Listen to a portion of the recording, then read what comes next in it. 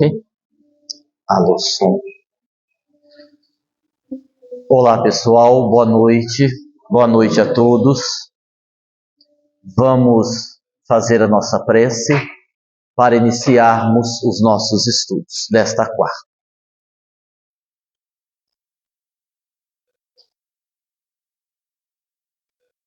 Querido e amigo Jesus,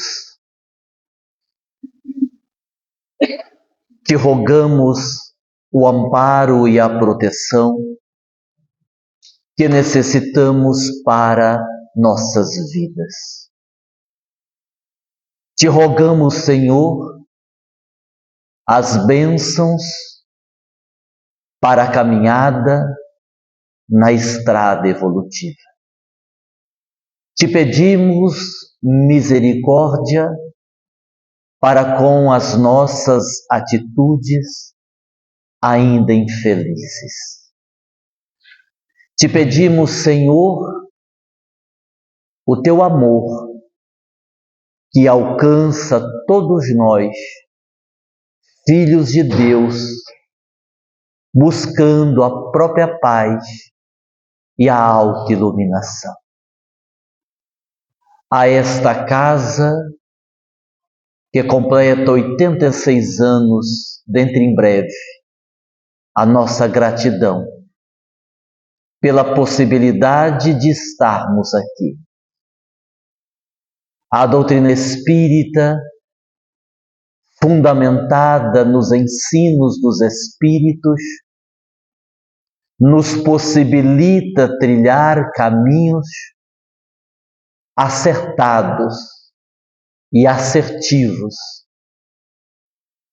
para que encontremos conosco mesmo, com o Deus interior, possibilitando a autotransformação para que em seguida nos conectemos ao Deus Criador, que é o nosso Pai de amor. Sendo assim, a nossa imensa gratidão aos homens e mulheres corajosos que há quase 90 anos atrás tiveram a coragem de erguer paredes, de construir um espaço e chamá-lo de centro espírita. De lá para cá, toda a história desta casa se alicerça na caridade, proposta pelo próprio codificador Allan Kardec, a quem reverenciamos como grande figura do Espiritismo. E por fim, neste momento de estudo, conectemo-nos à espiritualidade e ao aprendizado, para que este aprendizado nos ajude a tornarmos-nos pessoas melhores. Que assim seja.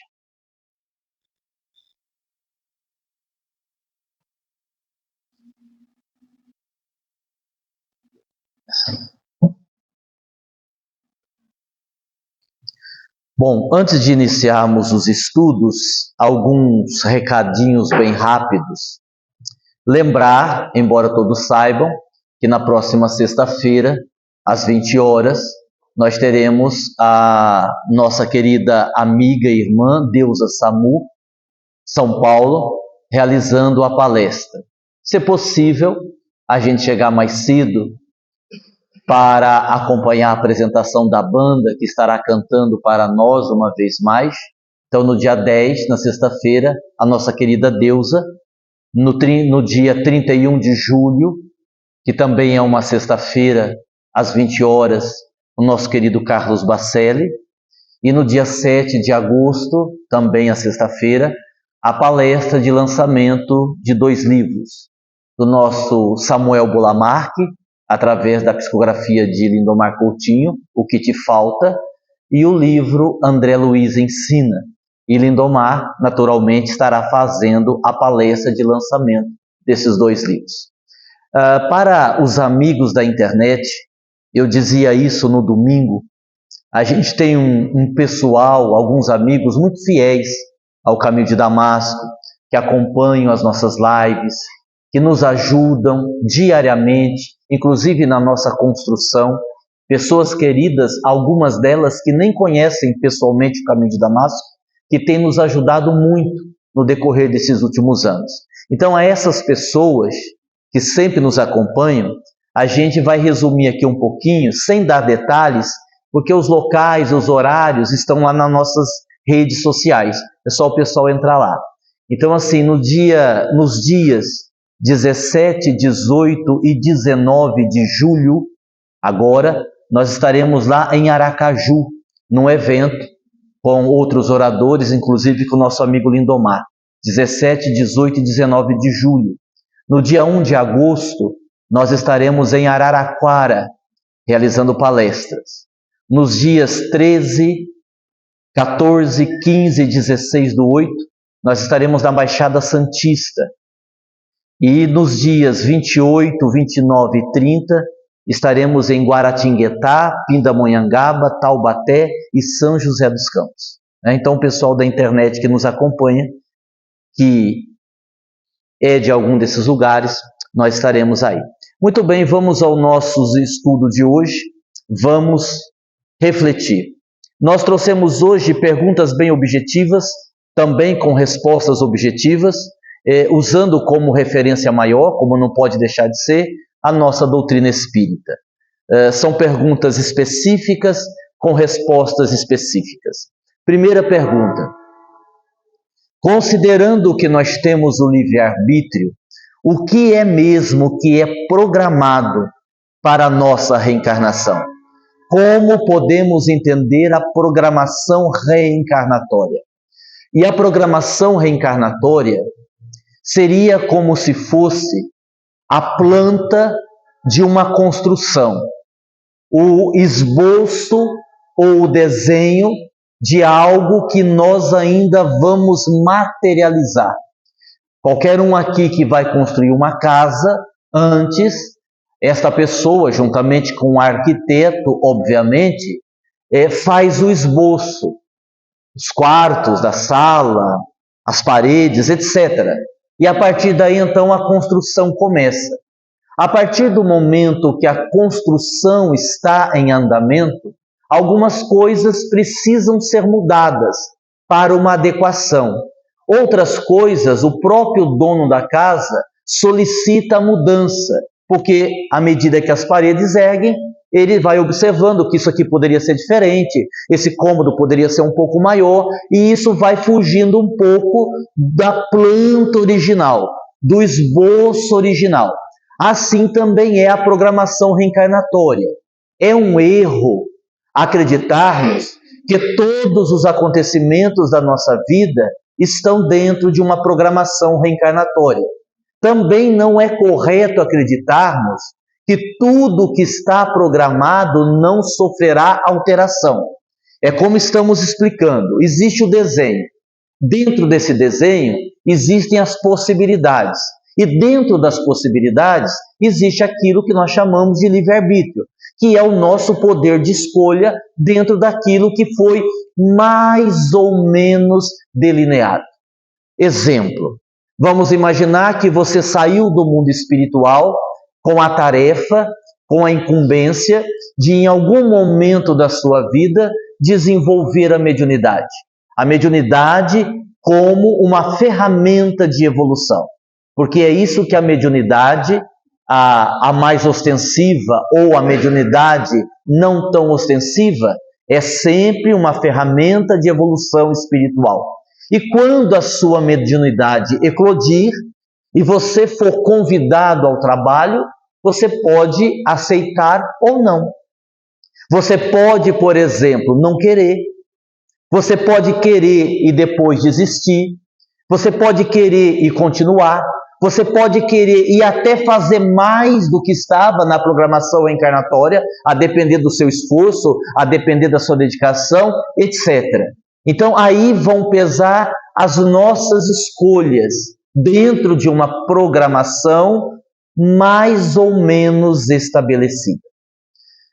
Eu já dei esse exemplo aqui uma vez, e eu acho que esse exemplo ele é bem simples, mas ele nos ajuda a entender um pouquinho, pelo menos, o que estaria dentro de uma programação e o que estaria dentro do nosso livre-arbítrio, da nossa escolha. Se você imaginar uma pessoa que reencarna dentro de uma família, de um contexto, que ali exista muitas dificuldades de ordem econômica, muitas dificuldades de ordem financeira, uma situação assim bastante difícil, nós entendemos que há aí uma programação reencarnatória, já que o espírito está chegando agora. Não foi o espírito que por erros, abusos e tudo mais, que acabou na pobreza. Porque há pessoas que, por não saberem administrar as suas economias, acabam entrando em dívidas e vivendo uma situação dolorosa. E aí é a incompetência da pessoa. Quando você está falando de um espírito, de uma criança que reencarnou num lar com essa estrutura, você tem aí então uma programação reencarnatória. Muito bem. A partir daí, esse espírito, quando na idade adulta, pode se posicionar de várias formas diferentes. Pode, por exemplo, esta pessoa, menino ou menina, tornar-se uma pessoa revoltada, porque acha-se injustiçada por não ter dinheiro, enquanto tantos outros têm, e aí vai ser aquela pessoa revoltada por ser pobre. Ela pode se tornar uma pessoa feliz, compreendendo que não é o dinheiro que traz felicidade, e ainda que seja pobre, seja feliz, ou ela pode ir para o mundo do crime, tornar-se, por exemplo, um traficante e enriquecer, fazendo coisas ilícitas. Essas três possibilidades nunca estarão dentro da programação reencarnatória. É um processo que vai acontecer no decorrer da encarnação, de acordo com a evolução daquele espírito. Então, é mais ou menos assim que funcionam as leis. Nós vamos ter situações que estão dentro de uma programação ou de um karma, como queiram, e muitas outras situações que estarão dentro das escolhas que nós vamos fazendo no dia a dia. Tá? E muitas escolhas acabam interferindo diretamente nas consequências. Então imagine assim, vou te dar um outro exemplo. Olha como é complexo. O José reencarnou, a Maria reencarnou. Dois espíritos que têm uma programação de se reencontrarem para um casamento, uma vida a dois, constituindo uma família. O esboço reencarnatório é esse, o José e a Maria. E a vida que sempre contribui a nosso favor, a vida sempre trabalha a nosso favor, até facilita as coisas. O José e a Maria, quando crianças, vão estudar na mesma escola, vão crescer no mesmo bairro, vão brincar junto, a vida está facilitando. E está tudo bem encaminhado. A Maria já está com 13 anos, o José já está com 16, tudo indica que a coisa vai fluir. Mas o José é aquele espírito que traz das encarnações passadas um grande apego à matéria. O José é um espírito que não conseguiu superar o seu desejo da posse material. Aí no meio do caminho aparece a Luzia. Quem é a Luzia? A Luzia é um espírito que caiu de paraquedas, uma moça muito bonita, que nem faz o tipo do José, é uma moça que nem chama a atenção do José, mas é uma moça muito rica, com pais muito ricos, com uma fortuna que vai herdar de herança. E aí o José, por conta das suas inclinações do passado, um espírito que ainda não conseguiu superar as inclinações, de repente vai tomar um outro caminho. Em vez de casar com a Maria, vai casar com a Luzia. E aí então o quê? Bom, aí então nós temos um desenho que não estava na programação reencarnatória e que tem muita chance de não dar certo. Até porque, além de não estar na programação, não tinha amor. Foi uma questão de interesse. E daí para frente, os espíritos necessitarão fazer uma outra programação dentro da programação que já havia sido feita. Porque vamos imaginar que a Luzia, até descobrir que o José não é o príncipe encantado, e o José descobrir que o certo mesmo era a Maria, ela engravidou.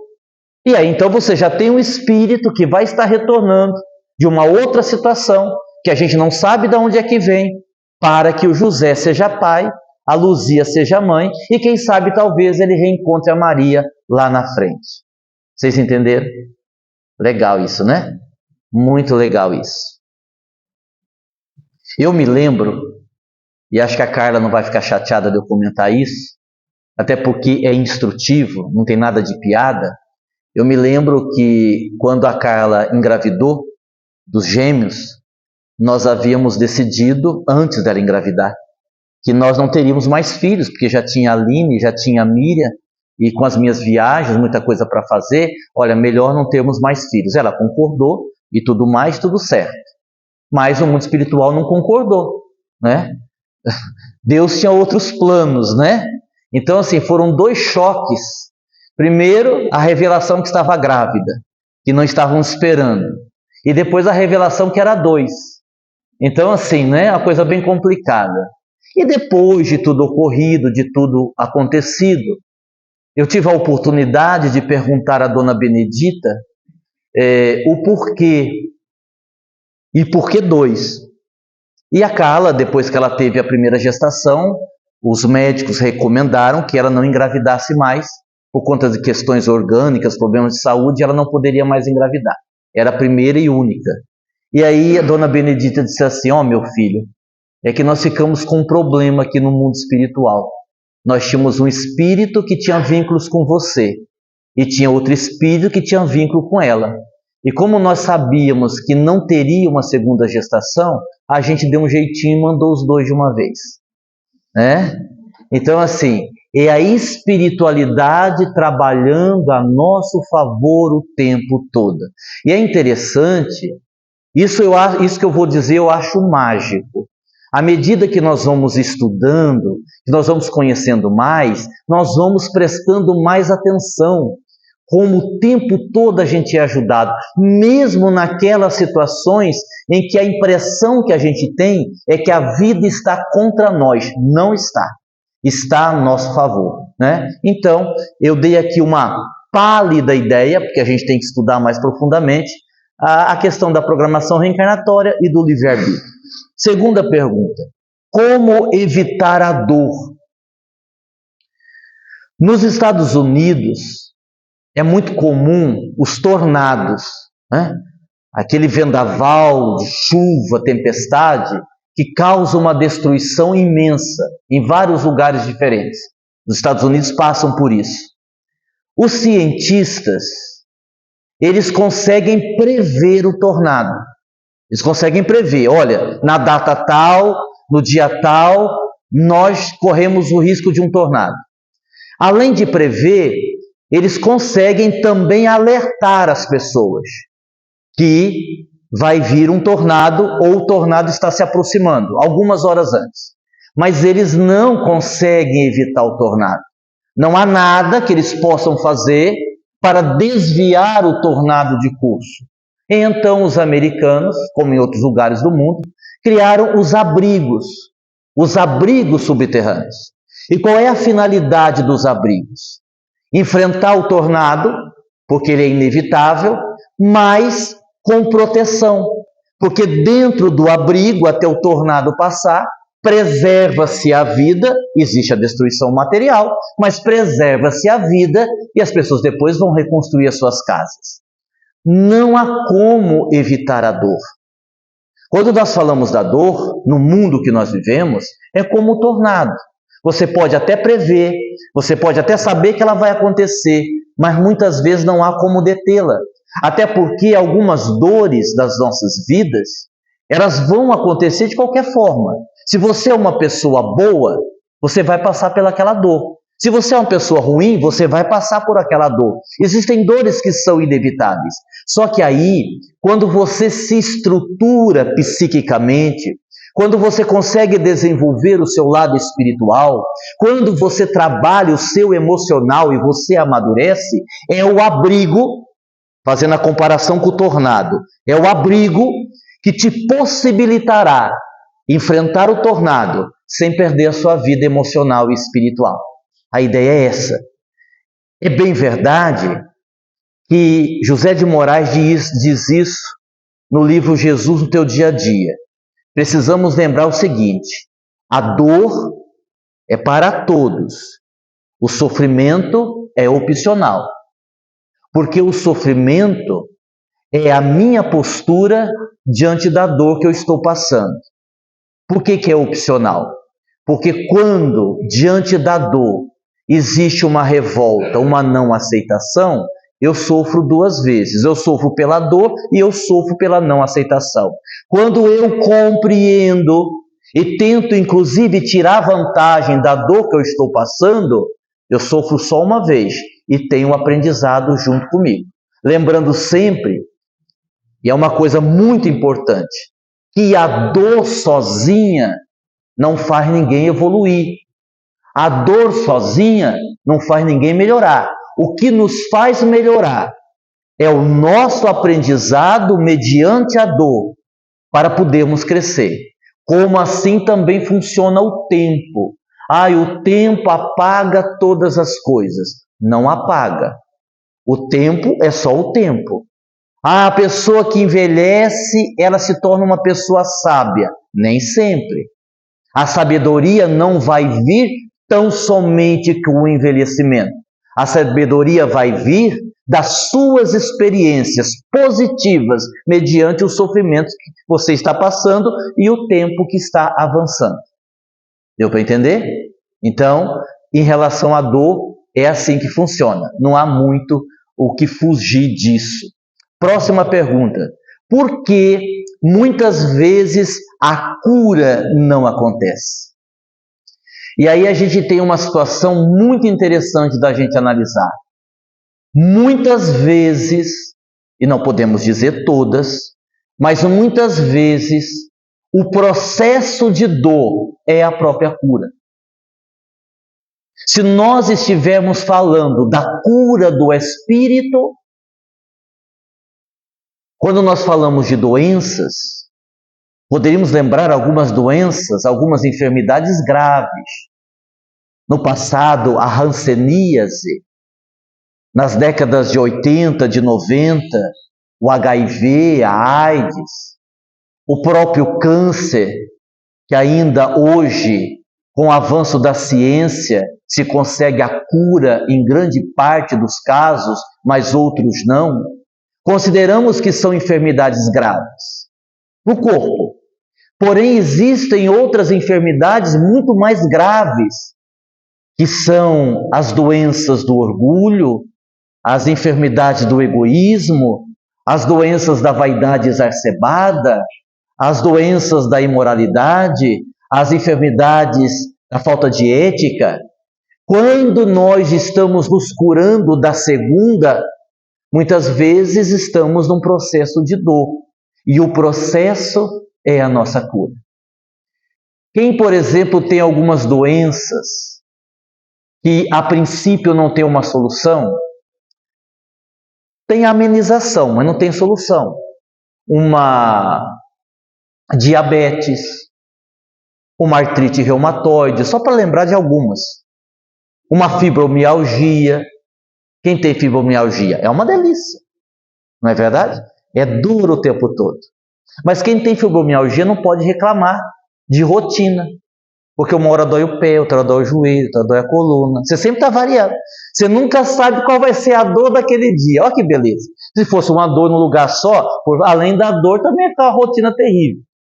Brincadeiras à parte, se nós soubermos conduzir, entender de onde vem a doença, o que precisamos melhorar, como podemos consertar, porque às vezes você não cura, mas você ameniza.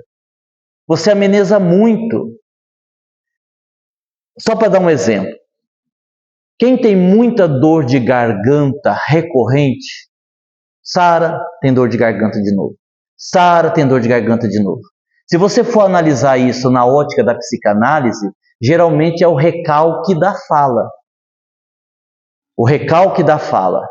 Eu não digo não. Eu aguento tudo calado. Dá vontade de falar, mas eu não falo. Eu queria falar, mas eu seguro. Mas vai que eu falo e fico com raiva de mim. Recalque da fala. O que vai acontecer? O organismo responde por você. Aí você começa a ter sempre inflamação na garganta, sempre inflamação na garganta, sempre inflamação na garganta, e é o recalque da fala. E todas as enfermidades têm uma correlação com a parte emocional. A causa pode até ser genética. A pessoa pode dizer, não, mas eu tenho essa doença porque meu avô teve, o meu pai teve. É verdade. Existem algumas doenças que são genéticas. Agora, a intensidade da dor, a gravidade da enfermidade, todo o processo, aí não tem a dúvida. O controle, a boa ou a má administração das suas emoções vão ser decisivos. Para melhor ou para pior. Tem coisas, por exemplo, que há pessoas que têm uma dor, seja ela qual for, que nunca melhora. E de repente é uma pessoa que habitualmente estabelece o padrão de raiva. Está sempre com raiva, está sempre brigando, está sempre na defensiva, está sempre atacando. E a pessoa não se dá conta que aquele ciclo que se repete, aquele ciclo adoecedor, mantém também a sua dor. Então, qual é o segredo disso que eu estou falando aqui? Comece a se observar. Nossa, toda semana eu tenho dor de cabeça. Toda semana. Mas dói todo dia? Não, mais de segunda, quarta e sexta. Boa, legal. Você já sabe que é 3 dias que dói. Aí observe aí, como estão as suas emoções quando a cabeça dói?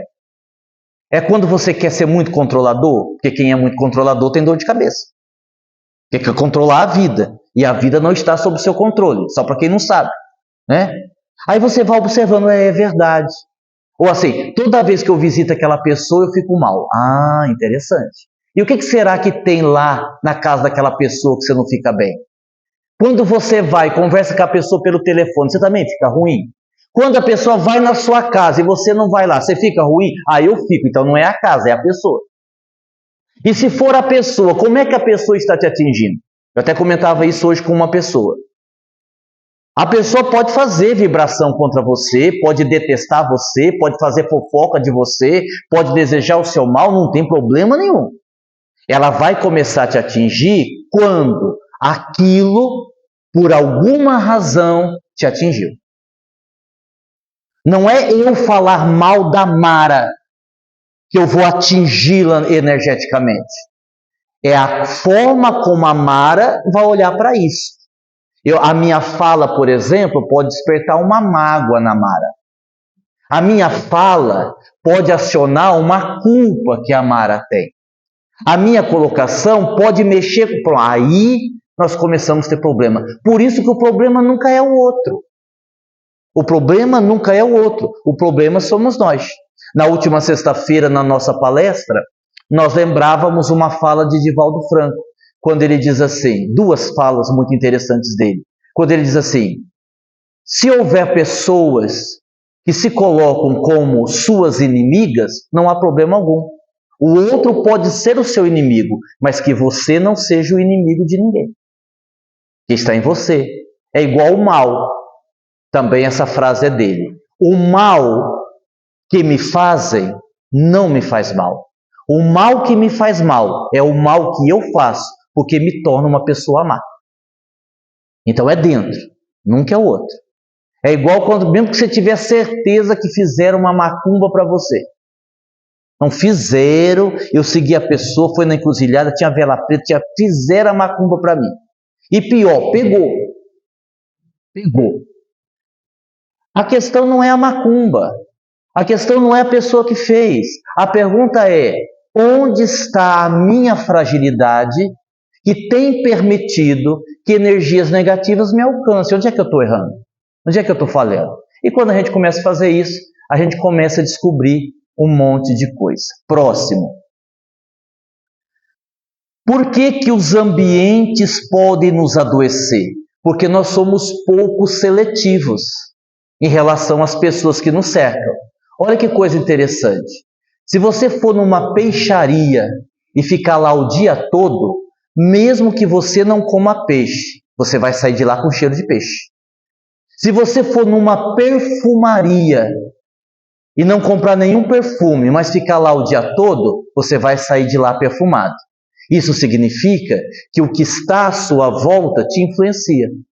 Então, os ambientes acabam interferindo na nossa saúde, na nossa energia, na nossa vibração. As pessoas, elas têm o seu modo de ser. Isso muitos pesquisadores dizem. Se você conviver um tempo muito longo com algumas pessoas fofoqueiras, ainda que você não seja, depois de um tempo você se torna fofoqueiro também. Porque você pega o hábito, né? Um fofoca, o outro fofoca, você para não ficar de fora. Então, somos pouco seletivos. Mas, Aguinaldo, a gente não tem que amar todo mundo? Tem, mas tem gente que você ama à distância. Tem que se levar para a cama. Eu tenho que amar todo mundo, vou levar todo mundo para minha casa. Não, meu filho, você ama à distância. Parente se ama à distância, geralmente. Cunhado, sogra, é bem longe. Você ama, mas é longe, né? É verdade, porque não tem isso. É verdade. Tem um parente ou outro parente que você tem uma relação, tá legal, tem uma relação. Se começar a conviver muito, se começar a encontrar em festa, se começar a ir na sua casa, vai dar problema. Vai dar problema. Então, assim, se está mantendo uma relação razoável à distância, mantenha assim, certo? Porque senão aí você passa a dormir com o inimigo. Eu também contei outro dia, semana passada, uma coisa muito interessante, porque a gente confunde muito. Ah, mas eu sou uma pessoa boa. Ué, mas ninguém está falando que você é ruim, você fazer isso. Lembra daquela historinha? Que um menino estava conversando com a abelha, e aí a abelha disse assim para o menino: eu sou uma abelha muito boa. O menino falou assim: ah, mas a senhora tem um ferrão. E ela respondeu: eu disse que eu sou boa, não em defesa. Hã? Então tem coisa que a gente precisa se posicionar, certo? É que a gente faz um pouquinho de confusão, né? O que é caridade, o que é amar as pessoas, no nosso aprendizado. Próximo. Por que aventuras inocentes podem se tornar tragédias? Tem uma frase antiga que eu ouvi de uma senhora que ela disse assim: se você não sabe desligar, não ligue. Se você não sabe como é que desliga, não liga. Assim é a vida. Nós podemos, a vida por si só é uma aventura, não é? Nós podemos começar várias histórias, assim é a vida. A pergunta é: você sabe onde vai acabar? Esse negócio aqui que você vai começar, você já parou para pensar onde é que vai dar? Você já parou para pensar o que é que pode acontecer? Esse negócio aqui que você está pensando em fazer, você já avaliou todas as possibilidades? Você tem certeza que vai dar certo? Você tem certeza que isso vai ser bom para você? Porque se a gente mergulha de cabeça sem uma avaliação mais assertiva, a gente corre o risco de dar com os burros na água. E isso serve para qualquer coisa. Serve para os negócios, serve para as relações afetivas, serve para um monte de coisa. Então, a gente precisa entender que algumas aventuras podem nos trazer grandes problemas. Próxima. Como lidar com o amor não correspondido?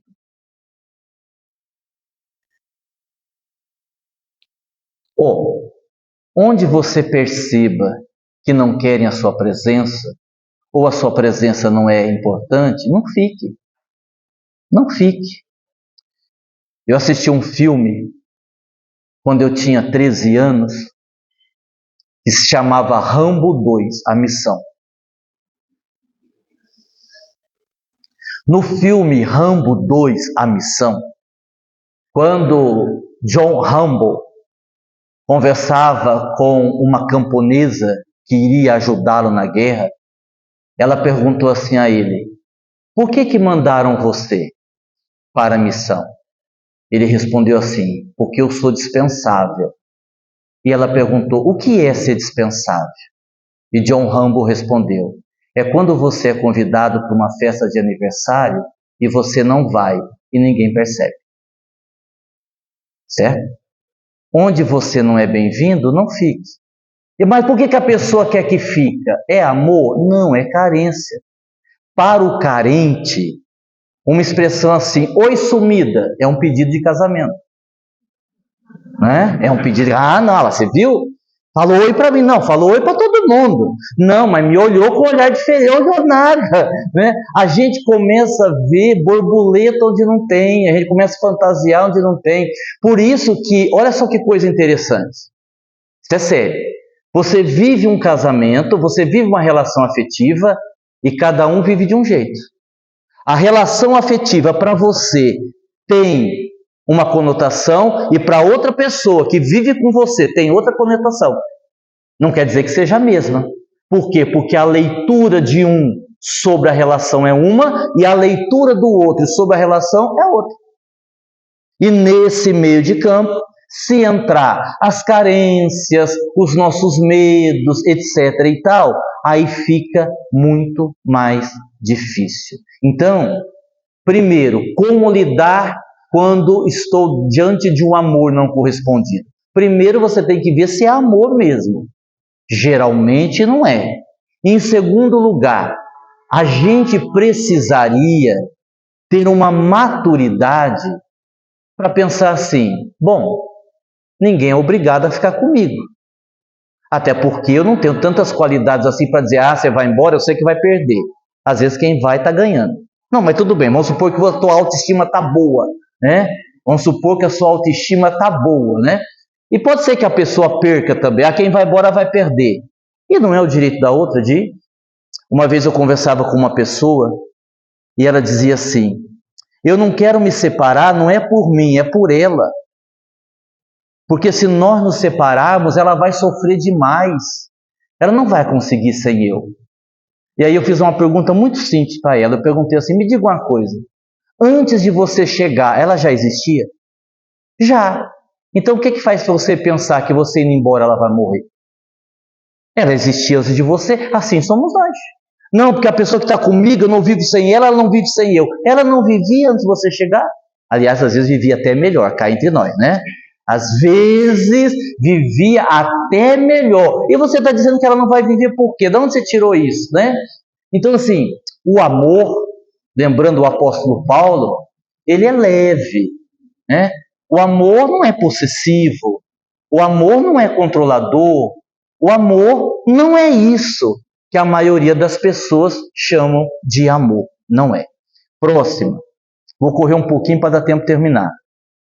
Se o meio pode nos adoecer, falamos disso agora há pouco, então não temos responsabilidade. Temos. Porque se você está num meio que te adoece, a sua escolha de estar no meio que você está te adoecendo é sua. Aí nós lembramos de Viktor Frankl, o pai da logoterapia. Viktor Frankl tem uma frase que ele diz assim: nós não somos o produto das circunstâncias, nós somos o produto das nossas escolhas, das nossas decisões. Ainda que o ambiente te adoeça, quem escolheu ficar foi você. Certo? Poderíamos dizer que em algumas circunstâncias também somos o produto do meio? Somos. E aí a gente teria que lembrar o poeta Rubem Alves, que eu aqui já lembrei algumas vezes. Quando Rubem Alves diz que nós não vemos o que nós vemos o que nós somos, né? E nós não somos uma coisa só. Nós somos o resultado de várias coisas, como o resultado da nossa infância, mal elaborada, o resultado das nossas encarnações passadas, o resultado também do meio que nós vivemos e o resultado, sobretudo, do nosso livre-arbítrio, das nossas escolhas. Então é muito complexo, é tudo muito complexo. Então a gente não pode, e isso é um cuidado que a gente tem que ter, uma coisa não anula a outra. Se eu digo assim, olha, aqui no centro não tem se comunicado nenhum ET, nenhum extraterrestre. Eu não estou afirmando que eles não possam se comunicar, eu estou dizendo que aqui eles não estão se comunicando. Porque a gente às vezes vai muito para essa coisa, né? Ou é isso, ou é isso. E não é bem assim. Tem coisa que não é hoje, mas pode ser amanhã. Tem coisa que não está acontecendo, mas pode acontecer. Eu não posso imaginar que Dr. Bezerra, um espírito conhecido de elevada evolução, esteja toda semana aqui no caminho de Damasco. Mas eu também não posso dizer que ele nunca possa vir e dar uma comunicação, né? Se a gente fica muito rígido, muito apegado à letra, a gente dificulta todo o quadro. Então é isso que a gente tem que pensar. Os desdobramentos e as possibilidades. Qual é o parâmetro em termos de quantidade para fazer o bem? Uma vez, um espírito me disse uma frase, eu nunca mais esqueci. Ele diz assim: quem compreende e ama Jesus se torna escravo dele por livre e espontânea vontade. Por livre e espontânea vontade. Você serve. À medida que você evolui, você vê em toda situação difícil um terreno fértil para plantar. Não é isso que a gente vê? Não, mas isso é muito difícil. Não. Um exemplo da minha área profissional. Eu posso atender um cliente, uma pessoa pela primeira vez e dizer assim para mim mesmo: é muito complicado. E eu posso fazer isso. É muito difícil. Isso aqui vai dar muito trabalho, isso aqui vai ser difícil. Eu vou dizer que eu não vou pegar o caso. Vou agradecer a pessoa que me procurou e vou encaminhá-la para outro profissional. Eu posso fazer isso? Posso.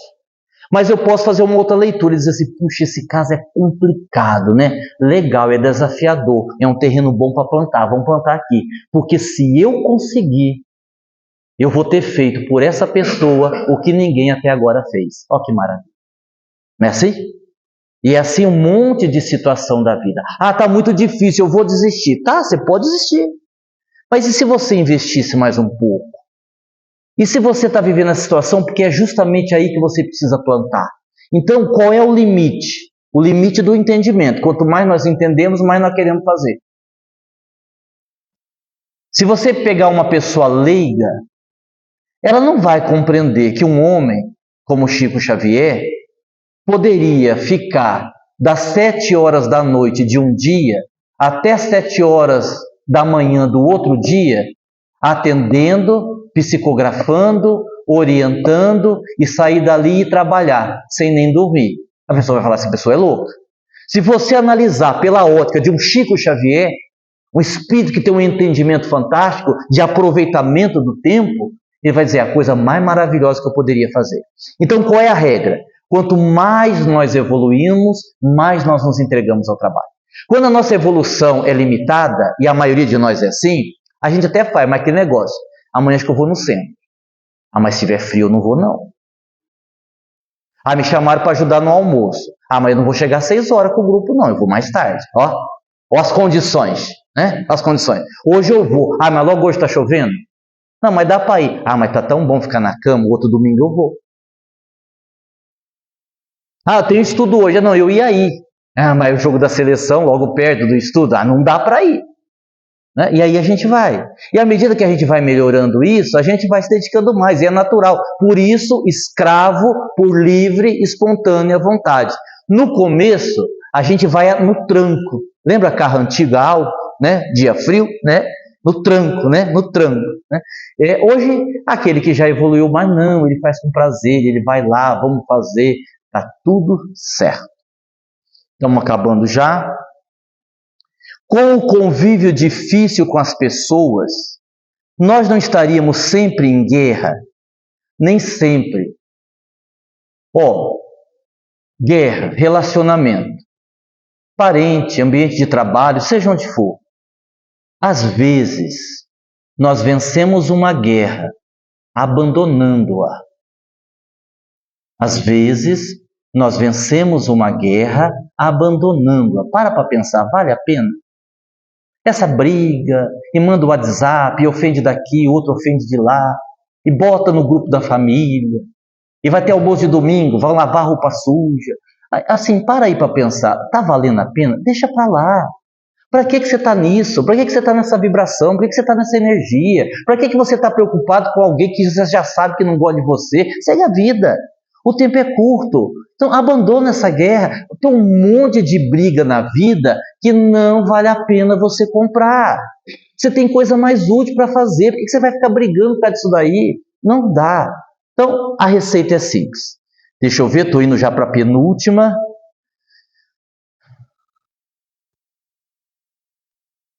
E se eu não quiser mexer no meu passado? Aí eu vou responder com uma frase. Quando você repete padrões, você terá um longo passado pela frente. Certo? E a última, que não é a última, é a penúltima. Não, eu vou resumir as duas. Quem desperta espiritualmente é mais feliz, sofre menos? Não, eu acho que sofre mais. Você tem mais paz, mas você sofre mais. Assim, longe de mim fazer fofoca. Longe de mim. Mas assim, se você prestar atenção mesmo, né? Se você ficar atento mesmo, né? Olhar com um olhar assim, de uma pessoa atenta, eu aponto para vocês uns 10 momentos de manipulação na Copa do Mundo. E não precisa nem ser especialista em futebol. Você vai conseguir enxergar um monte de lance que não era bem daquele jeito, aí você fica assim, nossa, mas será que tem manipulação na Copa? Não sei, o presidente da FIFA comemorou a vitória da Argentina. Assim, só para quem não viu, eu estou falando. Né? Umas coisas aí de um chip dentro da bola, assim, tá? É assim, a gente vai despertando espiritualmente e a gente vai percebendo um monte de coisa, que é a manipulação. Vocês acham, já que a gente está falando de Copa do Mundo, vocês acham mesmo que esse tempo que tem agora no meio de cada tempo do futebol, como é que fala que é o tempo para quê mesmo? Hidratação. Você acha que é para hidratação? Você acha que é? É claro que não, é merchandising, é propaganda.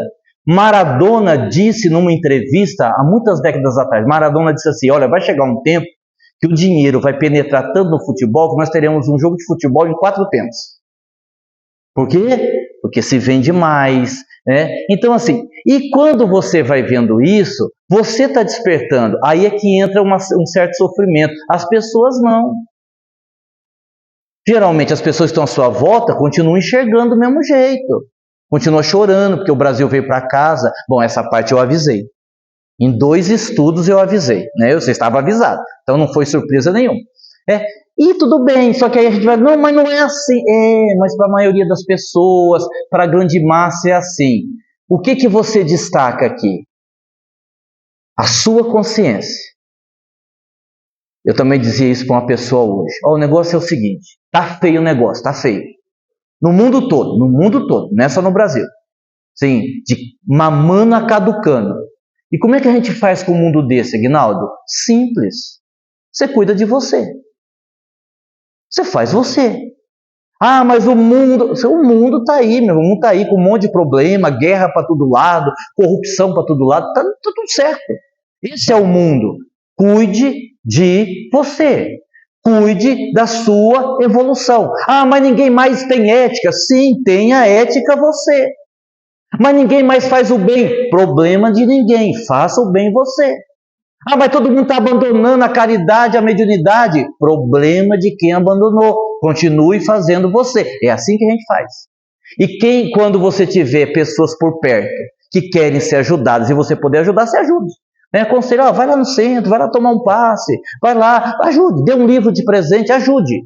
Mas se ninguém quiser, você continua você. Já imaginaram se Jesus fosse desistir de nós pelo que fizeram com ele no episódio da cruz? Não é? Jesus já teria abandonado a terra. Passaram-se mais de 2000 anos. E o que nós aprendemos com Jesus? Aprendemos no sentido de praticar? Muito pouco. E Jesus continua acreditando na humanidade. Não façamos o que Jesus disse que poderíamos fazer. Por se multiplicar a iniquidade, o amor de muitos esfriará. Não deixemos o amor do Cristo esfriar. E que Ele nos abençoe e nos dê a sua paz. Muito obrigado, até sexta-feira.